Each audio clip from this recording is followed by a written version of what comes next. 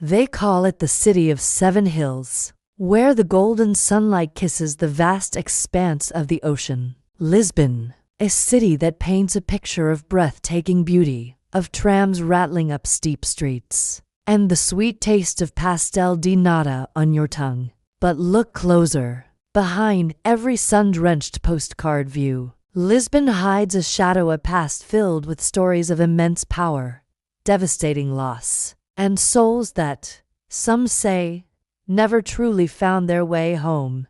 Imagine, for a moment, stepping back in time. We're in the 15th and 16th centuries.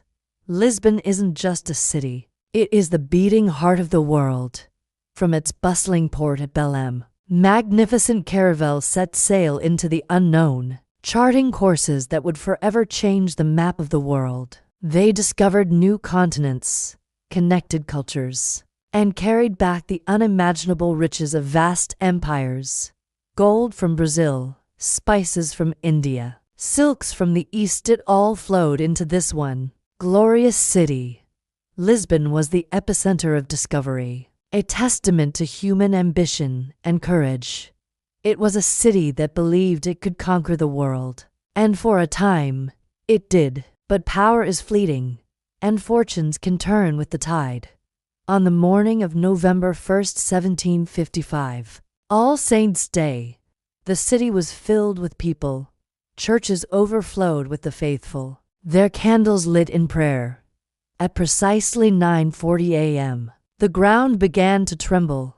This was no ordinary tremor. This was the Great Lisbon Earthquake, a cataclysmic event so powerful its effects were felt across Europe and North Africa. The earth itself seemed to turn against the city it had nurtured. Massive fissures, some 5 meters wide, tore through the city's center.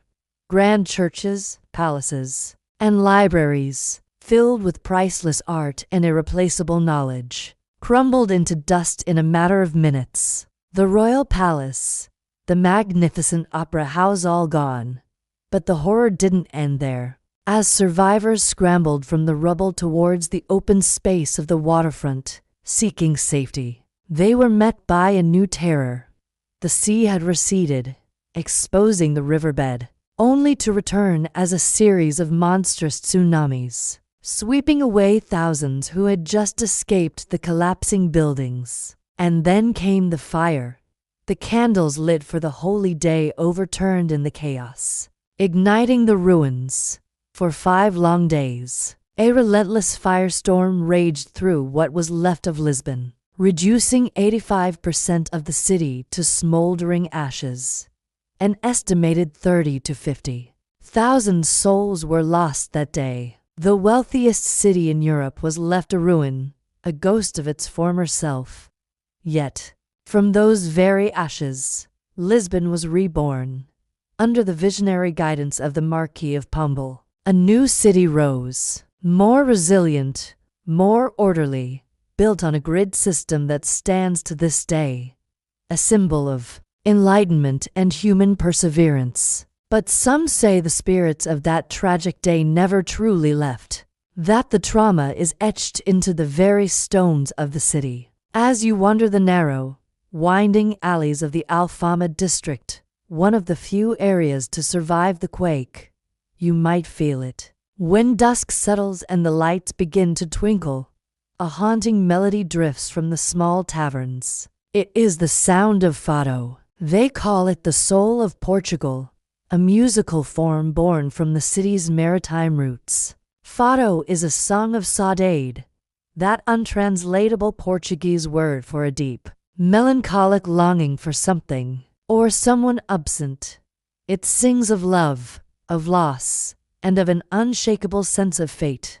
To the sailors of old, whose wives and families watched them depart from these shores, never knowing if they'd return, Fado was a way to speak with the sea, to voice their fears and their hopes to the vast, unforgiving ocean. Some locals believe these sorrowful songs are more than just music. They say they echo the laments of those who vanished in the storms at sea, and the lingering grief of the souls lost in the great earthquake. Their stories carried on the night air. The mysteries of Lisbon, however, don't just linger in the air.